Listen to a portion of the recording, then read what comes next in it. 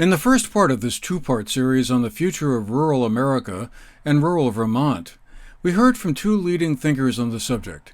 Matt Dunn, the Executive Director of the Center on Rural Innovation, a nonprofit organization based in Heartland, Vermont, and Paul Costello, the Executive Director of the Vermont Council on Rural Development. Rural America has been in a long-term relative decline compared with urban areas in the nation, at least when examined in terms of population growth and economic activity. While it could be argued that this is simply one more chapter in a long-term, up-and-down cycle, economic and technological factors seem to show little sign of reversing in the near future, leading many to conclude a continuing hollowing out of rural parts of the nation is likely to continue. The recently released U.S. Census statistics would seem to bear this out. From 2010 to 2020, metropolitan areas grew by 9%, compared with only 1% growth for smaller areas. Less than half of the nation's 3,143 counties saw any population increases over the past decade, while 81% of metropolitan areas grew, according to the census data. Will the pandemic change this dynamic? Possibly, as perceptions about quality of life and, potentially, job opportunities lure present-day city dwellers drawn by the diversity and quality of life experiences of urban areas to smaller towns and rural areas. In Vermont, we've all seen properties snapped up rapidly in some towns, especially resort-based communities like Winhall and Dover, growing rapidly in population. Whether that is a long-term trend remains to be seen. Here to continue our conversation about this and related aspects of it are Peter Radford, an economist and co-founder of the World Economics Association. We were also pleased to be joined by Jesse Pyles, the Executive Director of Smoky House in Danby and a native of West Virginia, a state which has seen its fortunes rise and fall with the coal and natural resource extraction industries. Together, Peter and Jesse will give us their take on where rural areas may be headed.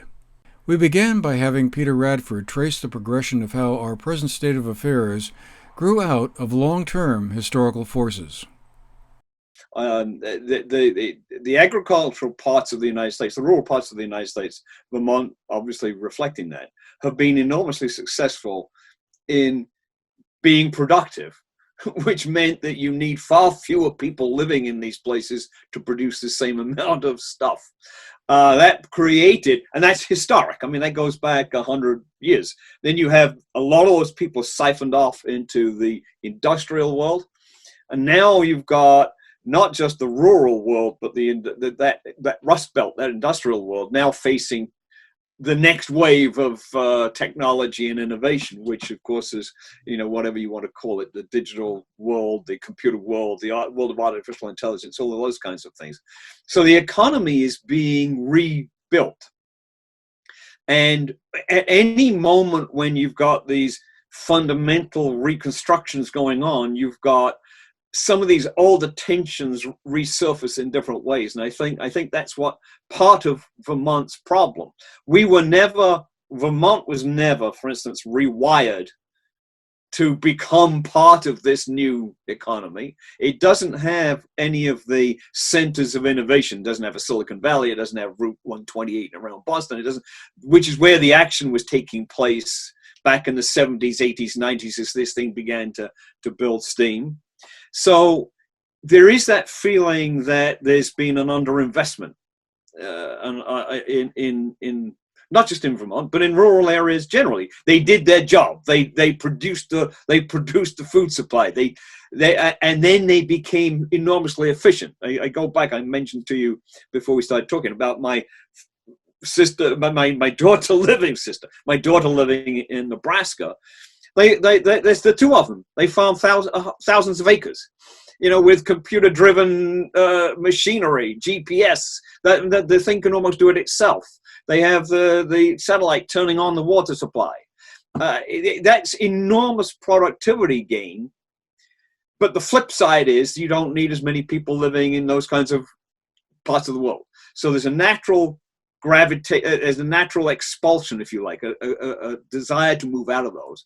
And at one point we hit, as you go back to your point, we hit a sort of a peak maybe in the early post-World War II era where we had this pull into the cities, we had the suburb being built because of all the road construction and the infrastructure investment, made life very easy.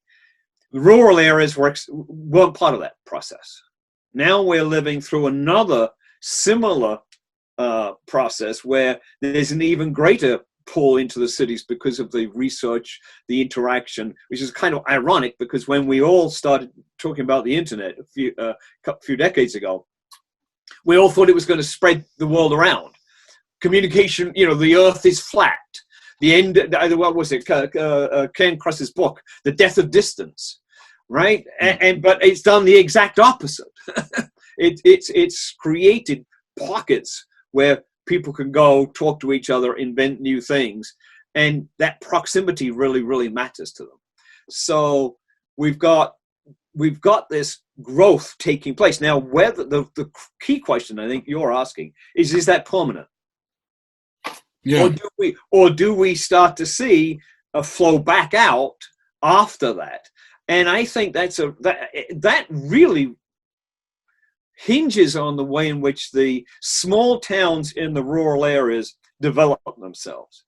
If you have the right infrastructure, I think you can become a very, very attractive, dispersed, decentralized.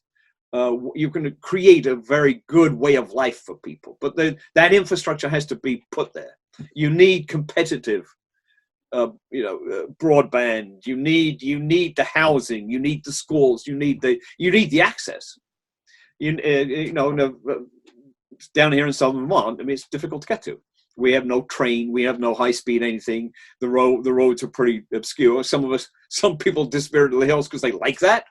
But if you're trying to position for the future and attract a younger population that then becomes a sustaining population, you may have to deal with things like that. And we've postponed a lot of that investment, or that investment just hasn't taken place, I should say. We shouldn't say it's postponed. It just hasn't taken place.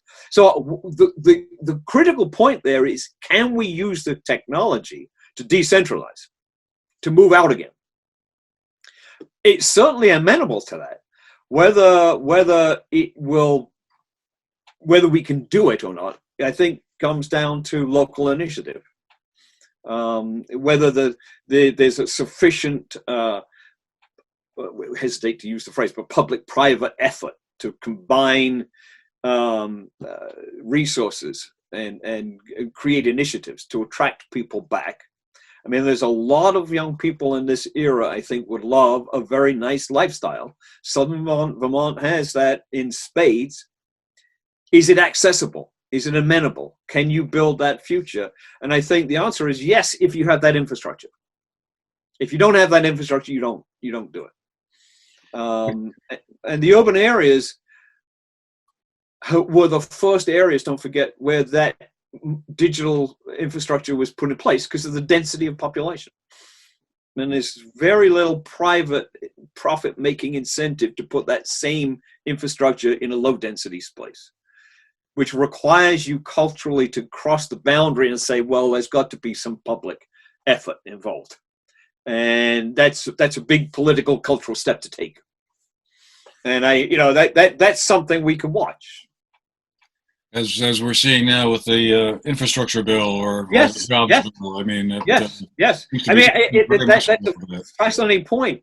Fascinating point. It is a great opportunity if it's seized for the right purpose. What do you make of the sense, or do you feel like there's also a cultural kind of cleavage between the rural and urban areas? I mean, it's easy to kind of generalize around that and say, oh yeah, well, urban areas are filled with blue voters and rural areas are filled with, conservative red voters or whatever.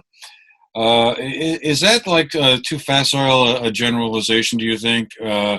Or is there something to it where the nature of rural life nowadays sort of leads people into more of a, individually based self-help, I'm on my own, I can take care of myself, or I help my neighbors help me, and but the big bad state can kind of, stay at a bit of a remove. Well, think back to the history of the United States again. I mean, if you look at the progressive era, there was certainly a lot of pretty progressive action out in what we would now regard as the Midwest and some of the. I mean, if you think of the centers of some of the agitation, you can think of Ohio, Wisconsin. There was a lot of activity that nowadays we would call very progressive, right? But starting out in the rural areas. So I don't think it's an inevitable that that kind of political divide, if you like, exists urban rural. I think it's more to do with the evolution of the political parties themselves. I think that they've sort of they almost have defined some of this. You look at our own circumstances in Vermont. I mean, a lot of people who call themselves Republicans in Vermont would not necessarily be Republican at the national level, and so imprinting a national kind of separation at the local level can be a little misleading, I think. And again, compare in my family circumstances, compare Vermont and Nebraska, right? Okay, on the current political map, they look very different. But if you talk to people in both those states, the issues are very similar. So why are they politically very different? And are they responding simply to the direction that the national political parties have taken? Are they, and is that necessarily, therefore, a reflection of activity at the local level or requirements at the local level? I think, in other words, I suppose I'm saying that the rural-urban divide in politics is not as hard set as a lot of people look on the surface and think it is. I think it can flip back and forth quite easily, depending on the attitudes and natures and the responsiveness of the parties themselves. Yes, rural people like to think of themselves as being a little more self-sufficient, independent, and so forth. So maybe they have a little bit of a hostility to socialize something or other. But then I look, as I mentioned a few minutes ago, you look back to the late 1800s and early 1900s, the progressive era. There was a lot of socialist talk out in rural Ohio, rural Midwest. So these are not hard and fast separations. They evolve and ebb and flow, I think, in response to, I think, the perception of national politics. Are we being paid attention to? I think if there's one thing that I would argue, and this is politics, I mean, one thing I would argue at the national level is that a lot of parts of the country don't feel like they've been part of that conversation, the national conversation. And I think both political parties are part of that, so that's just my own opinion. But I think that there hasn't been as much response to local issues as there could have been. And I think that's exaggerated the divide depending on where you are. I mean, I think if you're in an inner city, you may feel the same sort of alienation as if you're in rural Vermont. You just respond to it differently in which team you decide to support. But if you get everyone in the same room, you may say, wow, hang on a minute. Yes, we've got very similar issues, don't we? And I think that divide, that political divide, whilst it looks really sharp, is a lot more fungible, easily moved, easily changed than it appears to be. And now we turn to Jesse Pyles, the Executive Director of Smoky House in Danby, for his observations. What perplexes me is the West Virginia and Appalachia more broadly has such a history of like corporate robber barons from away. I don't understand. I can't answer your question, I guess, but I don't understand how we've been fleeced, we West Virginians, by this promise of upward mobility or opportunity from corporate coal barons or from, steel industry magnates who are going to somehow save us with more jobs in the Ohio River Valley or in Mingo County, West Virginia or so. I don't know why, but I get the sense that we lost our strong labor union underpinnings and instead started blaming big government for regulations that were keeping the corporation from employing us.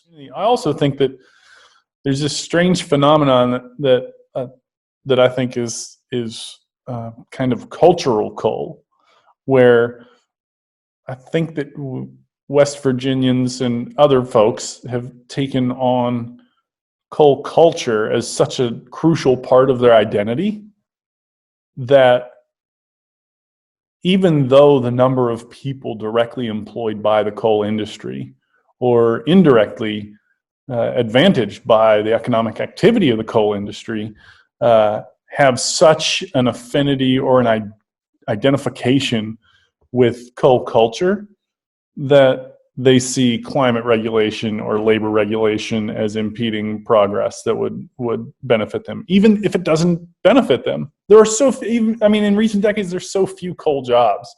I mean, I can understand how it was built on the backs of labor, but the way they mine coal in southern West Virginia now is with dynamite and D9 dozers. They don't, I mean, they still send people into mines, don't get me wrong, and there are hardworking people on all aspects in all aspects of operating coal, but it's not big numbers. It's not a whole lot of people employed by the coal industry in southern West Virginia, and it hasn't been for years. And even more recently, if you think about the natural gas boom that came back to West Virginia and more where I grew up in the soft coal country in the northern part of the state, steel processing and natural gas booms, it's a bunch of folks who are hired from outside of the state to come in and do the work and then leave when the work's done. So there was this huge boom in my hometown of natural gas exploration, all these wells put in since 2006, 2008, that timeline roughly. And it was a whole bunch of folks from Oklahoma and Texas who were brought up in that industry out there, came back to the Ohio Valley and drilled a bunch of wells and then went home. And because of West Virginia's history of divorcing surface land rights from mineral rights underground, there are questions of land ownership and who should rightly be compensated for gas wells and gas exploration and who shouldn't. It's a huge mess. But again, we're kind of reliant on these outside industries to create economic activity when it's really not directly benefiting very many local people at all. So I feel like we have to kind of wrestle with these questions about what we value and what we consider wealth. And again, easy enough for me to say as a white guy from a perch of privilege in this place. But the truth is, if I didn't have this job here, I couldn't afford to live in this community myself. And so